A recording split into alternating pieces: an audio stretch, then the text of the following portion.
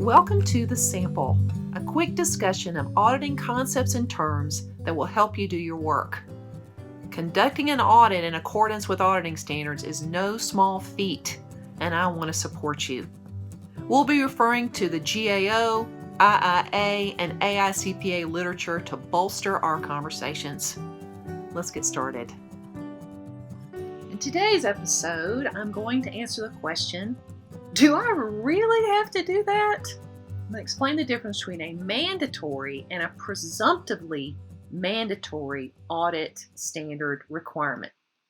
Okay? So the GAO in the Yellow Book uses three different terms when they're basically telling you what to do on an audit.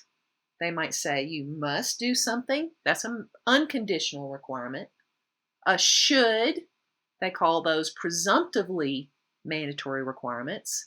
And then explanatory materials, and they use the terms may, might, or could in those sentences. What's neat about the 2018 version of the Yellow Book, and I assume they'll do this from here on out, is they put the mandatory requirements, the must and shoulds, or mandatory and presumptively mandatory requirements in a box. Let me show you what that looks like.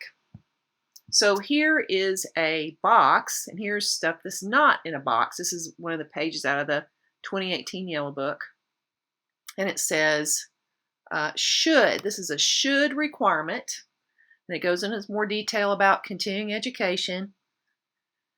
And then after the box, they give you some may, might, or could, or some guidance, or they explain terminology. These things under the box are helpful, but not mandatory. These things in the box are mandatory. So why does this matter? Because you want to be able to put this paragraph in your audit report if you're a performance auditor.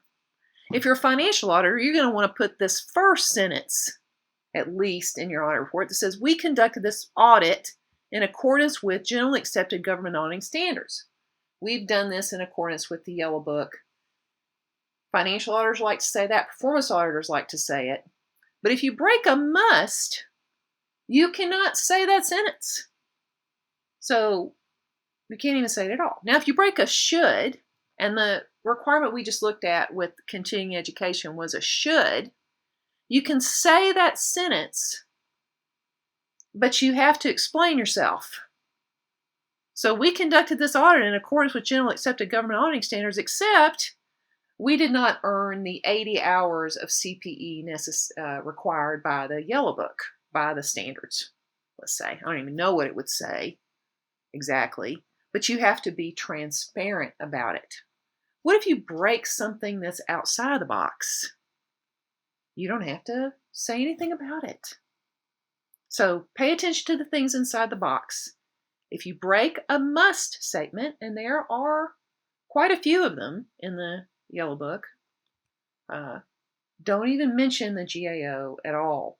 That is a unconditional mandatory requirement. Presumptively mandatory requirements are should statements, and there are cases where you might need to break that, but when you do, you've got to be transparent about it. Hope that helped. And that wraps it up for another episode of The Sample. True to the nature of a sample, we didn't talk about everything, so you've probably got questions. Write to me at Leita@Yellowbook-CPE.com, and I'll do my best to fill in the blanks. Thanks for playing.